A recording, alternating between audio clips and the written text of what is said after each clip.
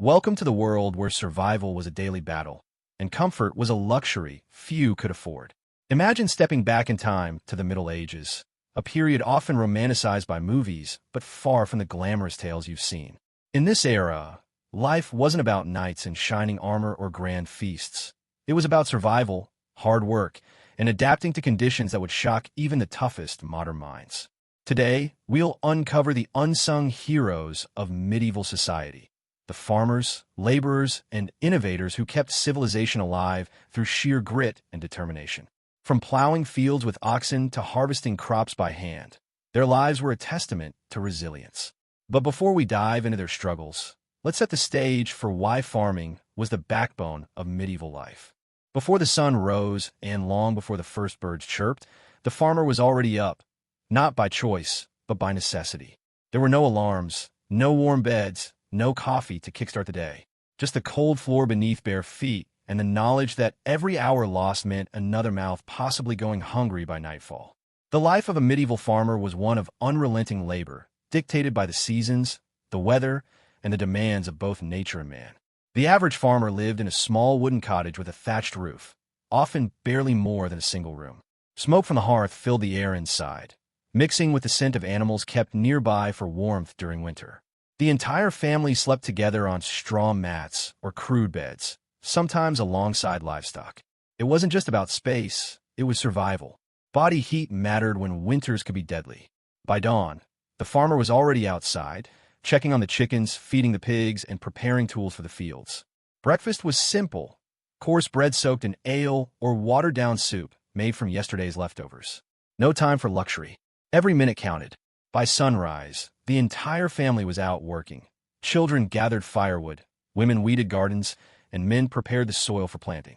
Farming wasn't just about growing food, it was about survival. If the harvest failed, starvation followed. If weeds took over, yields dropped. If rain came too early, crops drowned. And if disease struck the animals, famine loomed. There were no safety nets, no government aid, no grocery stores, only the land and the sweat of one's brow. The work itself was brutal. Plowing was done with wooden plows pulled by oxen, tearing through tough soil that hadn't seen rest in years. Seeds were scattered by hand, a skill passed down through generations, requiring precision and experience. Weeding was done with crude hoes, and harvesting with sickles so dull they often required multiple cuts per stalk. Each movement was repetitive, exhausting, and unforgiving. And yet, despite the backbreaking effort, the reward was meager. Most of what was grown didn't belong to the farmer. It belonged to the lord of the manor. In exchange for living on land, peasants paid rent in grain, labor, or coin. What little remained was used to feed the family until the next harvest. Many went to bed hungry, especially in late winter before new crops sprouted. Farming in the Middle Ages wasn't just about hard work. It was about survival with the simplest tools imaginable. Forget tractors, combines, or even basic metal machinery. Medieval farmers relied on wooden plows, hand-forged iron sickles, and sheer physical endurance to coax food from the land. But despite the primitive tools, these innovations were the result of centuries of trial and error, and they made all the difference between feast and famine. Let's start with the most backbreaking task: plowing. Fields weren't tilled with machines, but with crude wooden plows pulled by oxen or horses. These plows had a single iron blade at the front that barely cut through the soil. Farmers would walk behind, pushing down with their full weight to force the blade deeper into the earth. The process turned over clumps of dirt, exposing weeds to the sun and preparing the ground for planting. Without modern steel or reinforced blades, these plows dulled quickly and required constant sharpening, a job often done with rough stones or rudimentary files.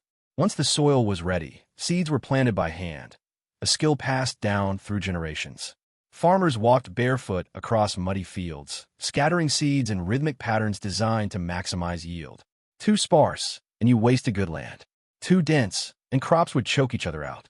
Some regions developed seed drills, simple wooden frames with hollow tubes that dropped seeds into furrows as they were dragged across the field.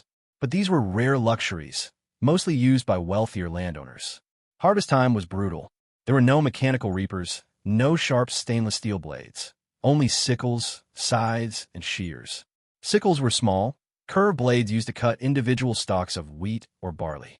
Workers moved in lines across the field, kneeling to gather handfuls of grain and slicing them close to the ground. Scythes, larger and heavier, were swung in wide arcs to mow down larger swaths of grass or cereal crops. Harvesting could take weeks, and workers often collapsed from exhaustion under the summer sun. But harvesting was only half the battle. Once the grain was gathered, it needed to be preserved, and medieval farmers had no refrigeration, no vacuum sealing, no plastic containers. Instead, they relied on ancient techniques passed down through generations. Drying was one of the most common methods. Grains were spread out on large wooden racks or stone floors inside barns, where air could circulate and dry them thoroughly before storage. Vegetables like onions, garlic, and herbs were braided and hung in cool, dark places to last through the winter. Salting was another crucial technique, especially for preserving meat and fish. Salt was a precious commodity, often worth its weight in gold. Meat was packed in salt to draw out moisture and prevent bacterial growth. Fish caught near coastal towns were salted and dried on wooden racks, creating supplies that could last months. In some cases, fish were smoked over slow-burning wood fires to add another layer of preservation. Smoking was also used for meats like pork and beef. Smokehouses, small wooden huts filled with hanging carcasses, were built near farms to preserve food without rotting. The smoke acted as a natural preservative, killing bacteria and adding flavor. Smoking required careful attention. Too much heat, and the meat burned. Too little, and it spoiled. Even bread was preserved using clever techniques. Hardtack, a dense, unleavened biscuit, was baked until completely dry so it wouldn't mold. It could last years if stored properly, though eating it without soaking it in water or ale was nearly impossible. Cheese, another staple, was aged in cool cellars or caves, where humidity and temperature could be controlled naturally. These methods might seem primitive by today's standards, but they were life-saving in an era without electricity, chemicals, or scientific understanding of bacteria. Every innovation, every tool, every trick of the trade was developed out of necessity, not convenience. Imagine working all day under a scorching sun only to watch your crops wither overnight because of a sudden storm, or waking up to find your field flooded after weeks of relentless rain. For medieval farmers, nature was both their greatest ally and their most unpredictable enemy. Unlike today's weather forecasts and climate-controlled agriculture, medieval farmers had no radar, no satellites, no early warning systems, just experience, superstition, and hope. Weather dictated everything. A single hailstorm could flatten an entire wheat field in minutes. Too much rain rotted crops before harvest. Too little, and the soil cracked like dry skin. Droughts were devastating. Rivers dried up, wells ran empty, and livestock died from thirst and hunger. Farmers prayed for balanced seasons, but they rarely got them. When disaster struck, there was no government aid, no crop insurance, no food banks, only famine and desperation. And then came the pests. Without pesticides or modern storage methods, farmers battled insects, rodents, and disease constantly. Locust swarms could strip a field bare overnight, leaving nothing behind but stalks and despair. Mice and rats gnawed through grain stores, spreading disease as they went. Weevils infested bread and flour, turning meals into a crunchy horror show. Some villages burned herbs like sage and rosemary around grain silos, hoping the strong scent would keep bugs away, a primitive form of pest control that worked sometimes. Disease wasn't just a human problem. It ravaged crops and animals alike. Blight turned potatoes into rotting mush. Mildew choked vineyards. Livestock suffered from plagues that spread like wildfire. If a cow fell ill, it meant less milk, fewer calves, and possibly starvation. If sheep contracted foot rot, wool production dropped, and trade income vanished. With no antibiotics, no vaccines, and no veterinarians, farmers relied on folk remedies, garlic rubbed on wounds, honey as antiseptics, and prayers whispered over sick animals. Yet, despite all these challenges, medieval farmers found ways to adapt. One of the most crucial techniques was manure management. Animal waste was more than just a byproduct. It was gold, rich in nutrients. Manure replenished exhausted soil and boosted crop yields. Farmers collected horse dung, cow patties, and sheep droppings, spreading them across fields to fertilize the earth. In some regions, they even composted kitchen scraps and straw to create richer soil. But handling manure wasn't easy. It required timing, labor, and knowledge passed down through generations. Watering crops was another constant struggle. Without irrigation systems or pumps, farmers relied on rainfall, rivers, and manual labor. In drier areas, they dug deep wells and used wooden buckets or hand-operated pulleys to draw water. Some built simple canals or ditches to redirect river flow toward their fields. Others used water wheels to lift water into elevated troughs, letting gravity carry it downhill to thirsty crops. These systems were rudimentary, but they made survival possible in harsh climates. Despite the lack of modern technology, medieval farmers proved incredibly resourceful. They learned to read the sky, study animal behavior, and plant according to lunar cycles. They rotated crops to prevent soil exhaustion, planted windbreaks to protect against storms, and stored seeds carefully to ensure future harvests. Their lives were hard, but their resilience shaped the foundation of civilization. Farming wasn't just about survival. It was the engine that powered entire economies. In a world without banks, digital money, or global trade, the value of land and labor determined everything. At the heart of medieval society was the feudal system, a rigid hierarchy where every person had a role and few could escape their station. For most farmers, this meant working land they didn't own, under lords who held absolute power over their lives. The majority of peasants were tenants, farming plots of land leased from nobles in exchange for rent, service, or both. This relationship wasn't voluntary. It was enforced by law and tradition. Peasants couldn't simply pack up and move to another village. They were bound to the land, and if they tried to leave without permission, they could be hunted down, punished, or even killed. In return for protection and the right to farm, peasants paid a portion of their harvest as rent, worked the lord's fields several days a week, and provided other services like repairing roads or building fortifications. Taxes weren't paid in coins alone. They came in many forms. A peasant might owe a tenth of their grain to the local church, known as tithes. These religious taxes supported priests, monks, and cathedral construction projects that often took decades to complete. Lords also demanded payments in goods or labor, especially during times of war when armies needed supplies. If a noble was captured in battle, peasants might be forced to contribute to his ransom. An absurd reality where poor farmers were paying for the freedom of men who barely acknowledged their existence. Despite these burdens, some farmers managed to produce surplus crops. And when food became abundant, trade flourished. Markets emerged in towns and villages where farmers sold extra grain, vegetables, and livestock. Some regions specialized in certain products. One town might grow wheat, while another raised sheep for wool. These early trading networks laid the foundation for future economies, connecting rural life with urban centers. But wealth didn't always bring freedom. Even successful farmers remained dependent on a ruling class. Owning land was nearly impossible unless you were born into nobility or earned favor through military service. Merchants and traders eventually gained influence, but for centuries, the vast majority of people lived and died as tenants, never owning more than the clothes on their backs. Yet, despite its brutal structure, the feudal system kept medieval societies functioning. It ensured that food was grown, land was maintained, and communities survived harsh winters and disease outbreaks. Without it, Europe may have collapsed into chaos. But for the millions of farmers who built this system with their hands and backs, life was defined not by choice, but by obligation. When we imagine medieval farming, the image that comes to mind is usually a man plowing a field or harvesting with a sickle. But behind every successful farm were women, working just as hard, often harder, and yet rarely recognized for their contributions. In a world where survival depended on constant labor, women played an essential role in keeping farms running and families fed. From sunrise to sunset, women worked alongside men in the fields. They sowed seeds, weeded crops, and harvested grain. During busy seasons like harvest time, they labored just as long and as intensely as any male worker. But unlike men, who might get a break after a day's work, women had another full shift waiting at home: cooking, cleaning, caring for children, and tending to livestock. In addition to field work, women managed household gardens, growing vegetables, herbs, and medicinal plants. These kitchen gardens were crucial for feeding the family and treating minor illnesses. Women dried herbs like sage, rosemary, and thyme to flavor food and preserve it longer.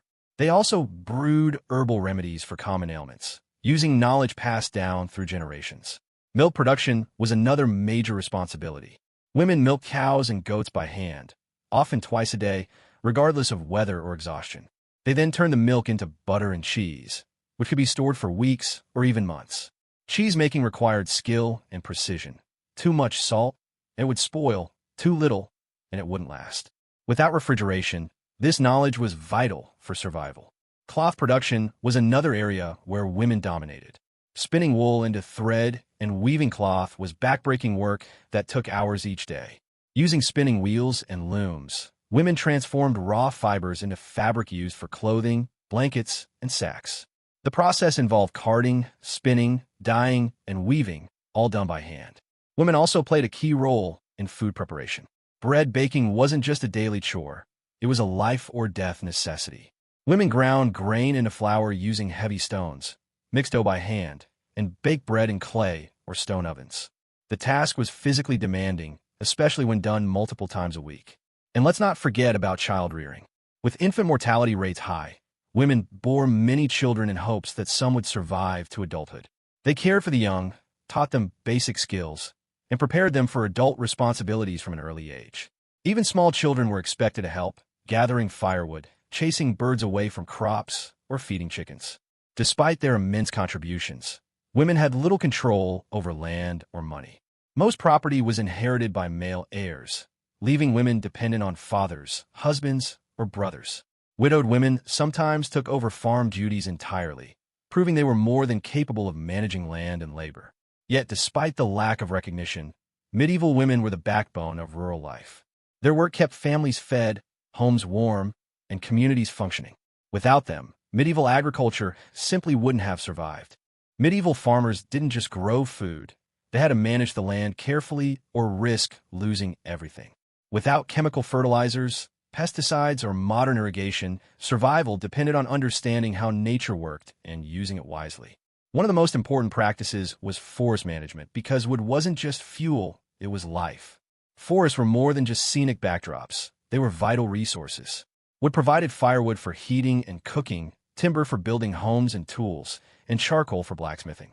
But cutting too much led to deforestation, which in turn caused soil erosion, loss of wildlife, and even climate changes. So medieval communities developed strict rules about when and where trees could be cut down. In many villages, only certain people were allowed to gather firewood, and illegal logging was punished harshly, sometimes with fines, sometimes with physical punishment. Some forests were protected by law, especially those owned by nobles or the church. These royal forests weren't just for hunting. They were controlled ecosystems where peasants needed permission to enter. Hunting deer or boar without a license was considered a serious crime, often punishable by death. Forests also acted as natural windbreaks, protecting crops from harsh weather. Farmers planted hedges and rows of trees around their fields to block strong winds and keep topsoil from blowing away. Another key environmental practice was integrating livestock into farming. Animals weren't just sources of meat. They played crucial roles in maintaining soil fertility and managing pests. Cows, sheep, and goats grazed on leftover crop stubble after harvest, cleaning up debris and naturally fertilizing the ground with manure. Chickens pecked at insects and seeds scattered by birds, helping control pests that would otherwise destroy crops. Even pigs had a purpose. They rooted through forests and fields, turning over soil and breaking down organic matter. Manure was so valuable that some regions built special storage pits to collect and preserve it. Farmers knew that spreading well-rotted manure on fields boosted yields significantly. This early form of composting helped maintain soil nutrients without relying solely on fallow periods. Some farms rotated animals between pastures to prevent overgrazing and give grass time to regrow, a primitive but effective form of sustainable farming. Crop diversity was another survival strategy. Unlike today's massive monoculture farms, medieval farmers grew a mix of grains, vegetables, and legumes. This prevented total crop failure if one type failed due to disease or weather. Wheat, barley, rye, and oats were commonly grown together, while peas and beans added nitrogen back into the soil, improving fertility for future plantings. Root vegetables like carrots, parsnips, and onions stored well through winter, ensuring food supplies lasted until the next harvest. Farmers also used companion planting techniques, growing certain plants together to improve growth and repel pests. Garlic and onions were planted near cabbage to deter worms. Beans were grown alongside corn, allowing the vines to climb naturally while enriching the soil. Herbs like rosemary and sage were planted around vegetable beds to keep insects away. These practices weren't based on science, but centuries of observation taught farmers what worked best. Despite having no formal understanding of ecology, medieval farmers developed sophisticated methods to work with nature instead of against it. They understood that land needed rest, that animals played a role in agriculture, and that forests were not infinite resources.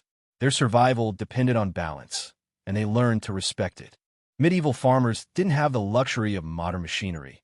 No tractors, no combines, no power tools. Every task had to be done by hand or with the help of animals. But despite these limitations, they developed clever tools and techniques that made farming more efficient and productive. Over time, small innovations changed the way people work the land, making survival just a little easier in an otherwise brutal world. Let's start with one of the most important advancements, the plow.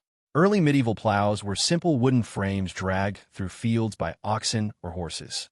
They could barely cut through tough soil, forcing farmers to work twice as hard for half the result. But over time, improvements came. Farmers began adding iron plowshares, thin metal blades attached to the front of the plow, allowing it to slice through dirt more efficiently. Some plows even included a coulter, a spinning blade in front that cut vertical slices into the soil before the plow turned it over. These changes reduced resistance and made plowing faster and less exhausting. Another major innovation was the harrow, a wooden frame fitted with spikes or teeth used to break up clumps of earth after plowing. This helped level the field and prepare the soil for planting. Harrows were pulled by animals or even pushed by workers walking behind them. Without this tool, seeds would struggle to take root in uneven ground. But not all improvements were about efficiency. Some were about saving time and labor. One such invention was the watermill. Before electricity, watermills were the closest thing to automation medieval farmers had. Powered by flowing river water, these mills used large wheels to turn grinding stones that crushed grain into flour. Instead of spending hours manually grinding wheat with hand stones, farmers could bring their grain to a mill and have it processed in minutes. Watermills weren't everywhere, but where they existed, they revolutionized food production. Windmills came later, especially in regions like the Netherlands where rivers were slow-moving but wind was abundant. Like watermills, windmills used natural forces to grind grain, pump water, or even power sawmills. These towering structures became symbols of progress, proving that even without modern technology, humans could harness nature to their advantage. Storing crops was another challenge, and here too, medieval farmers found solutions. Granaries were built on stilts to keep rodents out and protect grain from moisture. Some were constructed from stone or clay to prevent fires and pests. In larger estates, underground storage pits lined with straw helped preserve root vegetables like carrots, onions, and turnips through the winter months. These early forms of refrigeration kept food supplies stable when fresh produce was scarce. Farmers also developed better ways to carry and transport goods. Wooden carts with iron-rimmed wheels allowed heavier loads to be moved across rough terrain. Oxen and donkeys were used to haul tools, harvested crops, and firewood, reducing the burden on human backs. Some villages built simple roads or paths between fields and markets, improving access to trade and resources. Even basic tools saw improvements. Sickles were sharpened regularly with stones to make harvesting easier. Scythes, introduced later in the Middle Ages, allowed workers to mow down large areas of grass or grain more quickly than ever before. Shears became more durable, making wool shearing faster and safer for both farmer and sheep. These advancements may seem minor by today's standards, but to a medieval farmer, they meant the difference between success and failure. Each tool, each improvement, saved precious time and energy, things no one had in abundance. Farming in the Middle Ages wasn't just about growing wheat and barley. Some communities specialized in unique agricultural practices that shaped regional economies and diets. These techniques required skill, knowledge, and patience, often passed down through generations. Three of the most important specialized farming methods were viticulture, aquaculture, and herb cultivation, each playing a vital role in medieval life. Let's start with winemaking, an art that flourished in regions like France, Italy, and Spain. Unlike today's mass production, Medieval vineyards were small-scale, family-run operations where every grape was carefully tended by hand.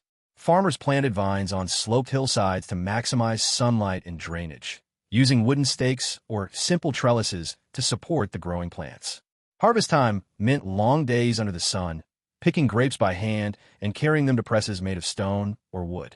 Once harvested, the grapes were crushed, sometimes literally with feet inside shallow basins, and left to ferment in large clay or wooden vats.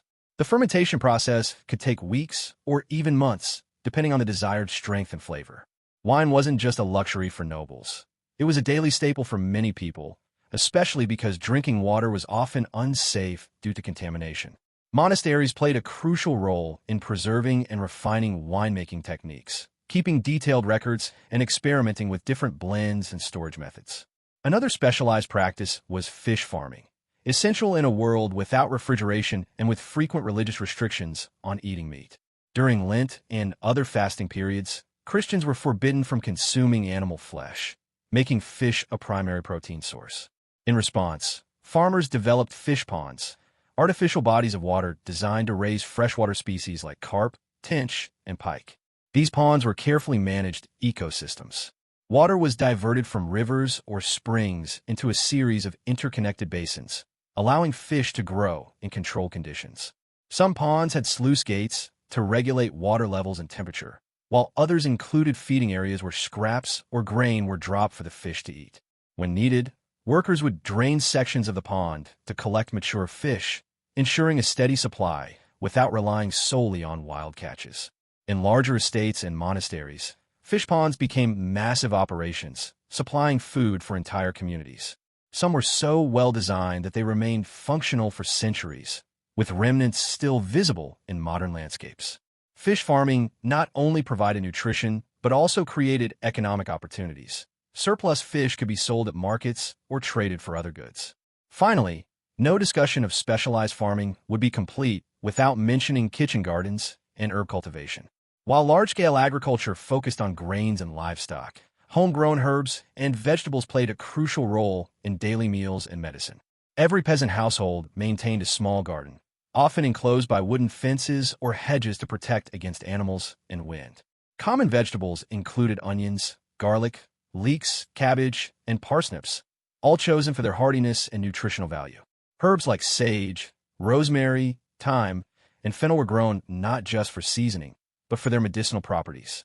Women, in particular, were experts in herbal remedies, using plant knowledge to treat wounds, fevers, and digestive issues when formal medical care was unavailable. Some plants had dual purposes. Mint was used to freshen breath and repel insects, while chamomile soothed stomach ailments and helped induce sleep. Gardens weren't just practical. They were places of comfort, beauty, and tradition. They connected families to the land, offering a sense of control in an unpredictable world. These specialized farming techniques showed how adaptable and resourceful medieval farmers were.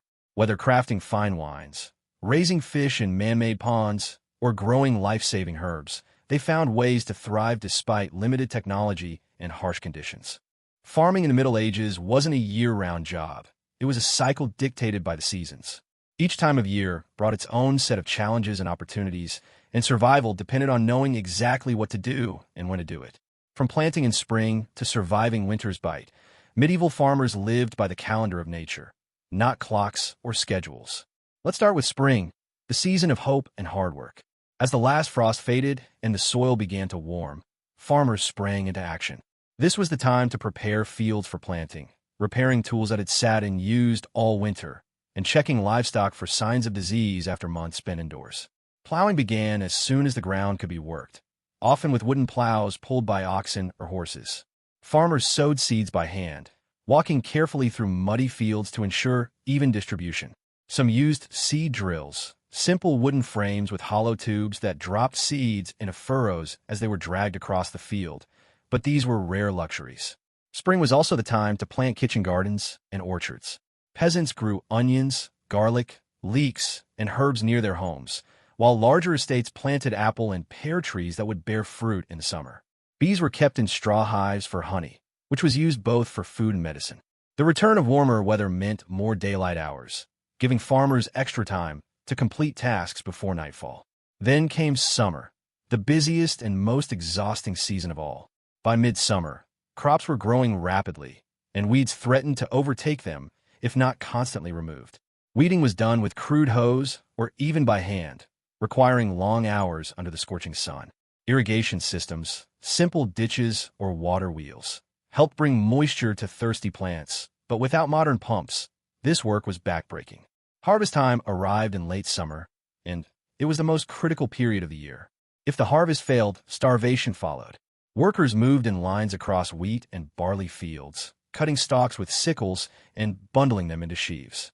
Scythes were used for larger areas, allowing workers to mow down wide swaths of grain. Once gathered, the crops were transported to barns for threshing, a process where workers beat the stalks with flails to separate the grain from the chaff. Winnowing followed, where the grain was tossed into the air so the wind could carry away the lighter husks. This process required open space and good weather, making summer the perfect time for it. Harvest festivals were common, offering brief moments of celebration before the next round of work began. Autumn marked the transition from labor to preparation. With the main harvest complete, farmers focused on storing food for the coming winter. Grain was placed in raised granaries to protect it from rodents, and root vegetables like carrots, turnips, and parsnips were buried in sand-lined pits to keep them fresh. Cheese and salted meats were stored in cool cellars, and barrels of dried fish were stacked inside storage sheds. Farmers also prepared their land for the next growing season. Some fields were left fallow to recover nutrients, while others were fertilized with manure collected throughout the year. Trees were pruned, and orchards were cleaned to prevent disease. In some regions, farmers burned old crop stubble to clear fields and kill pests hiding in the debris. Winter was the hardest season, not because of work, but because of the lack of it. With frozen soil and short days, there was little to do in the fields. But that didn't mean rest. Instead, farmers turned to indoor tasks like repairing tools, weaving cloth, and crafting goods to trade at market. What had to be chopped and stored, and animals needed constant care to survive the cold. Without central heating or insulation, homes were freezing. Families huddled together for warmth, sometimes sleeping with livestock to share body heat. Food supplies were limited to what had been stored, and many people went hungry before spring returned. Malnutrition and illness were common during these months, especially among children and the elderly. Despite the hardships, medieval farmers understood the rhythm of the seasons better than anyone. They knew when to plant, when to harvest, and when to prepare.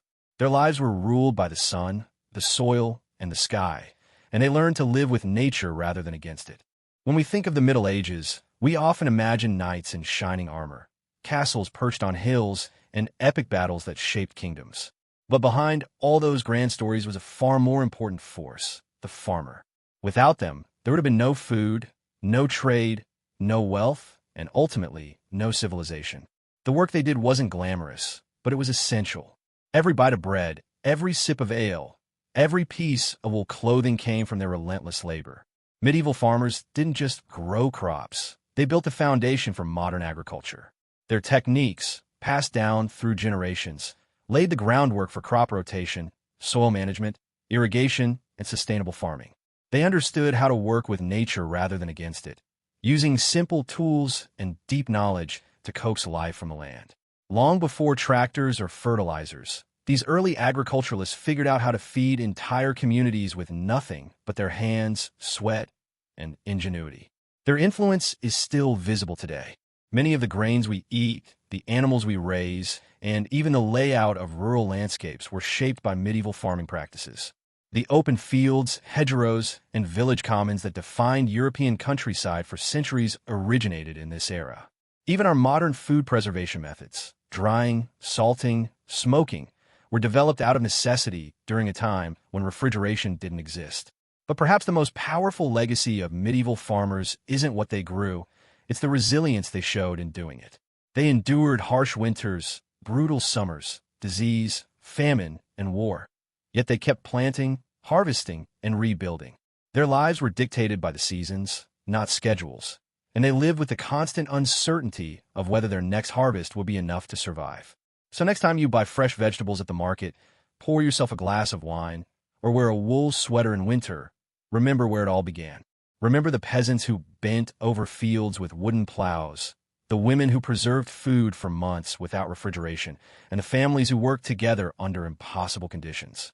Their story may not be as exciting as tales of dragons and kings, but it's the one that truly changed the world. And if you ever find yourself complaining about modern life, about taxes, traffic, or even bad Wi-Fi, take a moment to imagine stepping into the shoes of a medieval farmer. You might just realize how lucky you really are.